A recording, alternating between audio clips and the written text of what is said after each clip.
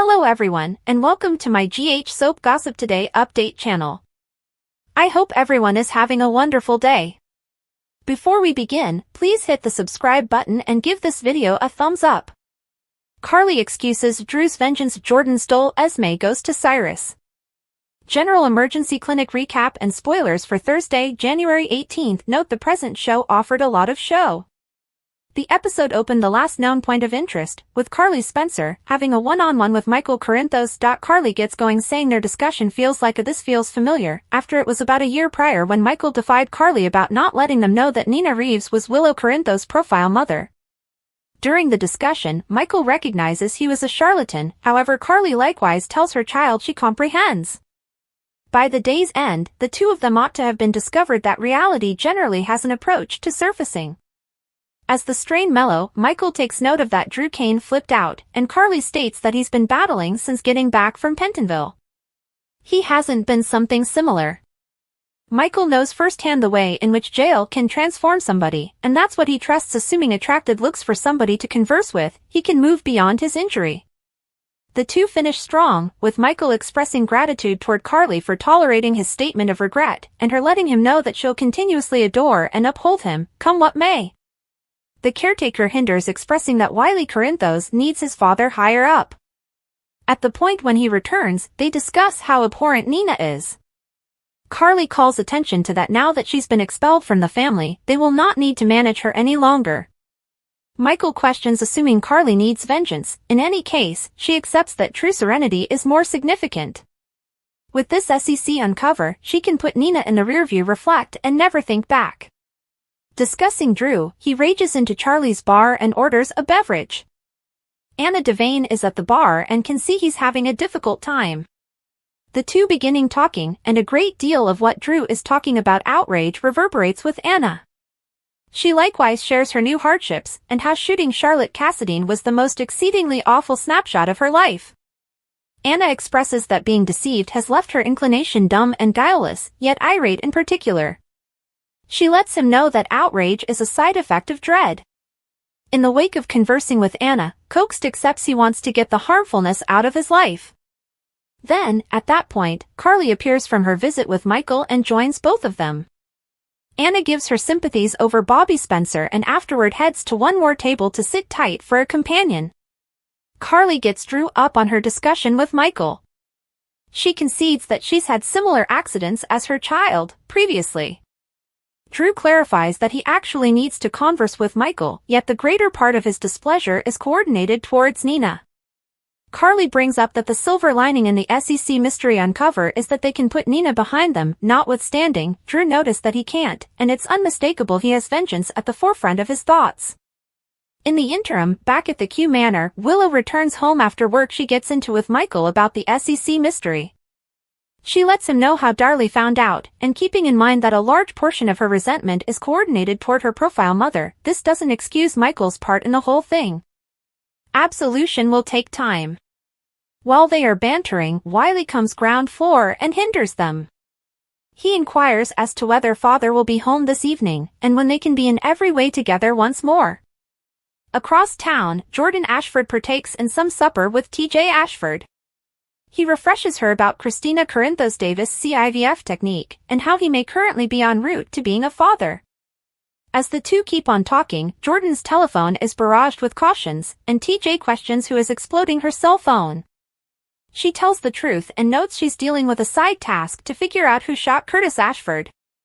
After another notice, she lets him know she needs to go out to follow a lead. TJ bids farewell and to watch out.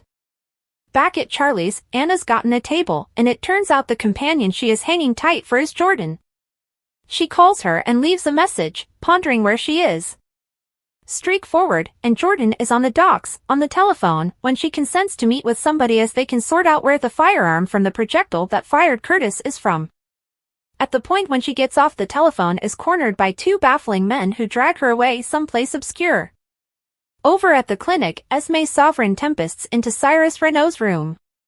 She's searching for help and she makes sense of that Nicholas Cassadine has taken Pro-Cassadine, and Spencer Cassadine permitted it to work out.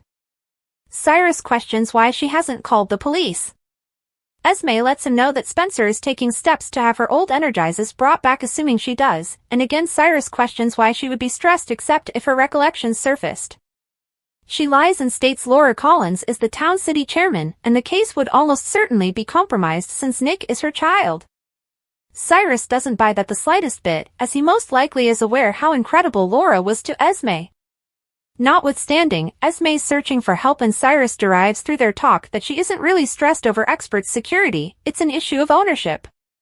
All things considered, he consents to offer his assistance, and in spite of the fact that his income is low, he really does in any case know individuals he can pose a few inquiries to who might have replies. Esme asks what he intends to do, and he notes settle on a telephone decision and ask. Esme, upset that Cyrus isn't accomplishing more, stomps out of his room irritably. Not long after the reality, Cyrus gets the telephone, dials somebody, and urges that they visit him. Finally, Christina is sitting in her sweats, obviously attempting to relax after her IVF method in her loft. Burst pays her an unexpected visit and asks her for what reason she hasn't seen quite a bit of her lately. Christina confesses all and tells her that pulling her hand away while they were making the rounds in the town square during special times of year profoundly steamed her. Burst takes note of she's constantly kept her hidden life private, yet she's available to chipping away at this. Christina takes note of she's available to think twice about, after the entirety of her battles she really wants to carry on with life as per her reality. She likewise informs her concerning her IVF, and that she might be pregnant, thus, a relationship with Burst might be convoluted. Christina concludes this moment isn't the opportunity for sentiment, taking into account all that is happening with them both, and accompanies Burst to the entryway. After some time, Christina sits on the sofa while conversing with, conceivably, her unborn niece or nephew developing within her. She lets them know that she contemplates whether she went with the ideal decision. All at once, there's a thump at the entryway, and it's Blast. She lets Christina know that the situation could work out between them, yet they won't ever be aware in the event that they don't attempt. Christina concurs and gives her access. Burst begins making supper with the sound basic food items she purchased for their dinner, in her pack. General Clinic spoilers note that things could get confounded between these women, yet it seems to be Burst and Christina will try sentiment out. General Hospital star Eden McCoy is someone who definitely gets a lot of attention in the daytime television world. After all, she is beautiful, talented, witty, and full of positive energy. Fans love watching her as her character Jocelyn Jax on the canvas.